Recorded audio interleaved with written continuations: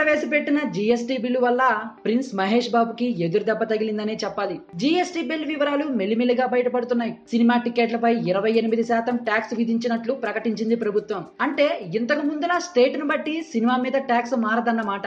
ఉదాహరణకు చెప్పాలంటే మన తెలుగు రాష్ట్రాల్లో 15% ట్యాక్స్ విధిస్తారు టికెట్ల పైన.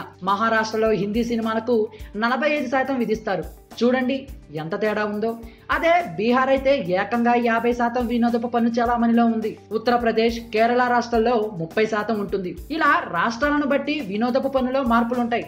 కానీ జీఎస్టీ అమలు మొదలయ్యాక ఇలా తేడాలు ఉండవు. దేశం మొత్తంలో ఏ భాషకు చెందిన సినిమా అయినా 28% జీఎస్టీ కట్టాల్సిందే. ఈ కొత్త రకం ట్యాక్స్ నిబంధనలు జూలై 1వ తేదీ నుండి అమల్లోకి వస్తాయి. దీని వలన తెలుగు సినిమాకి లాభమా నష్టమా? అందులోనూ మహేష్ బాబుకి స్పెషల్ గా జరిగిన నష్టం ఏమిటి? ఇవేగా మీ ప్రశ్నలు. వచ్చిన గ్రాస్ కలెక్షన్ నుంచి ఇప్పటిదాకా 15% మాత్రమే ప్రభుత్వానికి చెల్లించేవారు.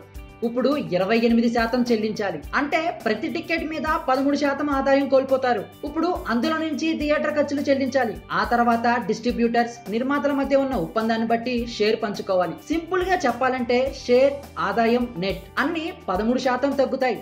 ఇది చాలా పెద్ద దెబ్బే కదా. ఇక మహేష్ బాబుకి జరిగిన స్పెషల్ నష్టం ఏమిటంటే స్పైడర్ వాయిదా పడి 13% నష్టపోతుంది. ఈ బిల్లు గురించి, ఆ సవరణల గురించి తెలియకుండా రికార్డు స్థాయి చెల్లింపులు చేశారు బయ్యర్లు. డీల్స్ అన్ని ముందున్న ట్యాక్స్ సిస్టమ్ లెక్కలతో చేసుకున్నవే.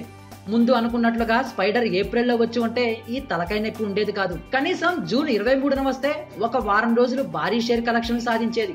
ఇప్పుడు వాయిదా వేసుకుని తమ కాళ్ళ మీద తామే సుత్తితో కొట్టుకున్నట్లయింది. పైగా స్పైడర్ ద్విభాషా చిత్రం కాబట్టి తమిళనాట కూడా 28% పన్నుకి బలవుతుంది. జే లవకుశ, పవన్ త్రివిక్రమ్ల సినిమా.